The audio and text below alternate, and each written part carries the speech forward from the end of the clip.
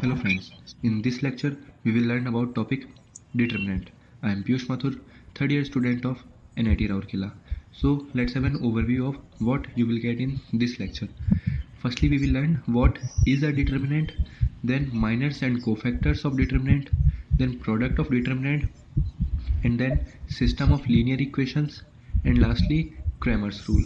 So let's understand what is a determinant. An arrangement of numbers in row and columns between two parallel lines denoted by mod A or dat A. So it is a determinant of order 2. Elements are A11, A12, A21, A22. Similarly, this is a determinant of order 3 where these are the columns and these are the rows.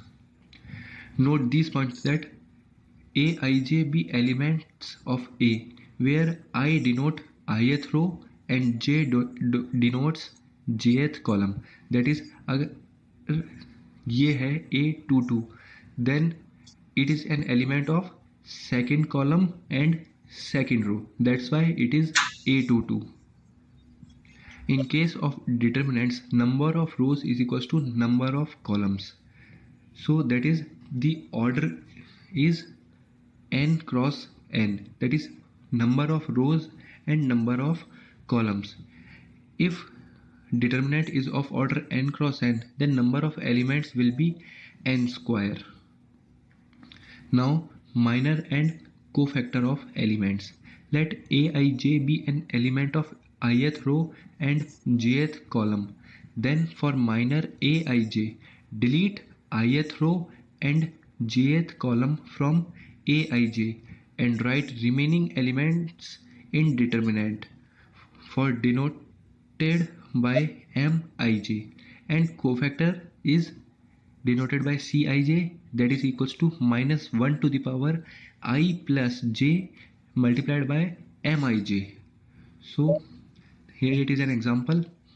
If this is a determinant and we have to find M32, that is minor of this element, so we have to delete 32, so delete second column and third row and write remaining elements in the form of determinant, that is A11, A13, A21 and A23. So this will be our minor and the value of it will be cross multiplication and a negative sign in between. So A11 multiplied by A23 minus A13 multiplied by A21.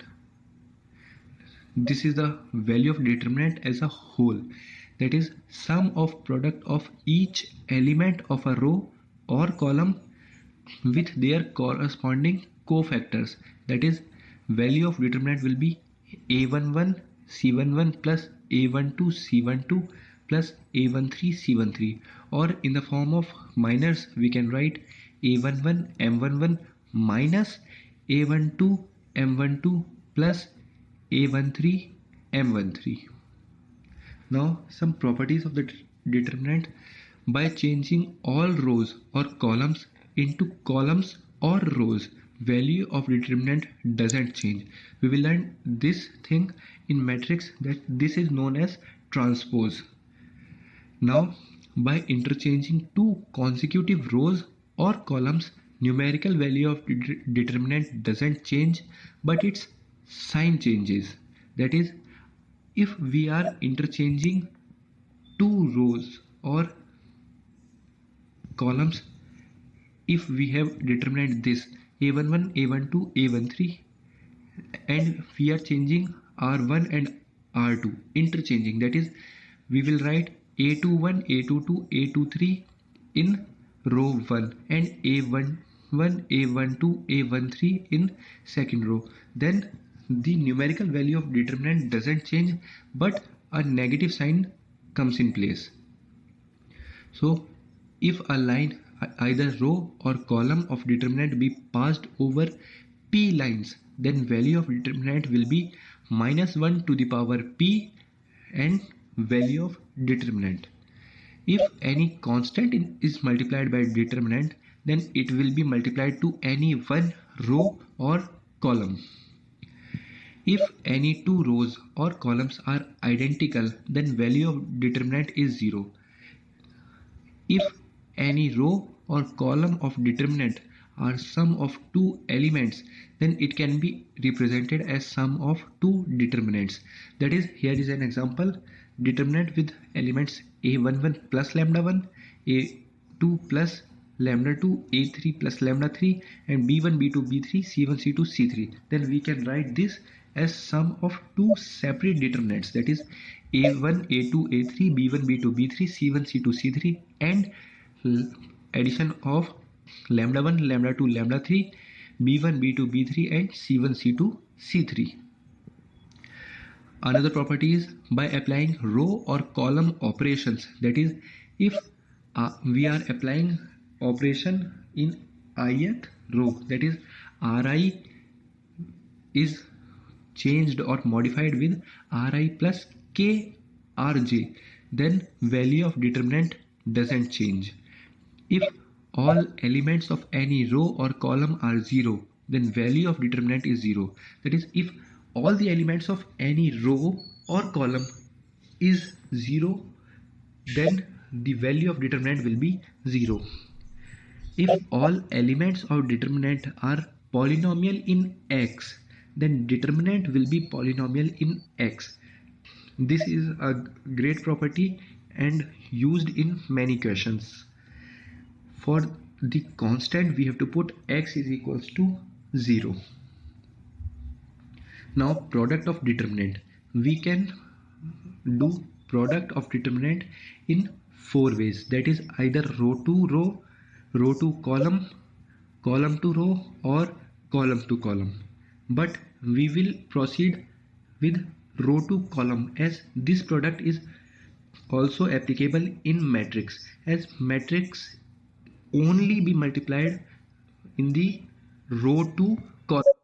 This is the determinant with elements a, b, c, d, e, f, g, h, I, and the another one is j, k, l, m, n, o, p, q, r.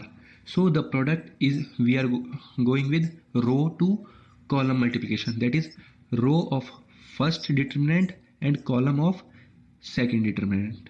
So the first element of this product will be a, j plus b, n plus c, p. So all these elements of rows multiplied by all these elements of column. Similarly, another will be this ABC product with k, n, q.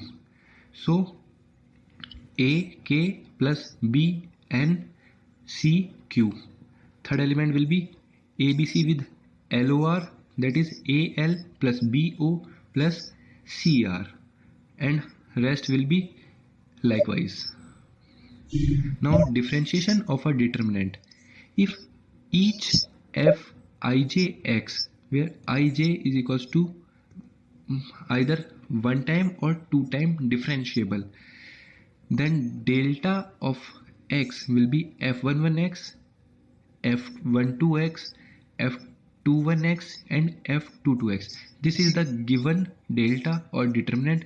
Then the differentiation of determinant will be differentiation of first row plus determinant in the form of differentiation of second row. That is, firstly we will differentiate first row and add to it with the differentiation of second row. So f-11, f-12 and f21 and f22 will be same, that is unchanged. Then f11 and f12 will be unchanged, and f dash of 21 and f dash 22.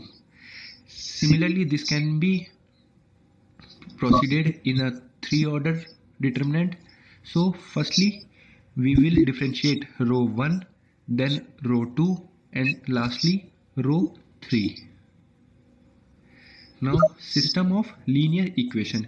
If we are given with 3 equations, that is a1x plus b1y plus c1z is equals to d1, another is a2x plus b2y plus c2z is equals to d2, Third is a3x plus b3y plus c3z is equals to d3.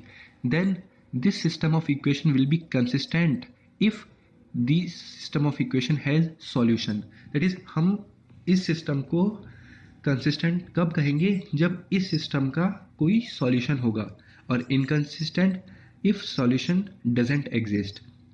This system will be homogeneous if d1 is equals to d2 is equals to d3 and is equals to 0. Non-homogeneous if at least one of d1, d2, d3 is non-zero. Then the system will be non-homogeneous. Now Cramer's rule. What is Cramer's rule? That is, it helps to find the value of x, y, z in system of linear equation. What will be x? X will be delta x by delta, y will be delta y by delta, z will be delta z by z. And here delta x, delta y, delta z are not the differentiation of x, y, z. I will explain what are these. Firstly, we will learn what is delta. Delta is the determinant of all the coefficients of x, y, z, that is a1, b1, c1, a2, b2, c2, a3, b3, c3, that is coefficients of x, y, z in the form of determinant. This will be our delta. What is delta x?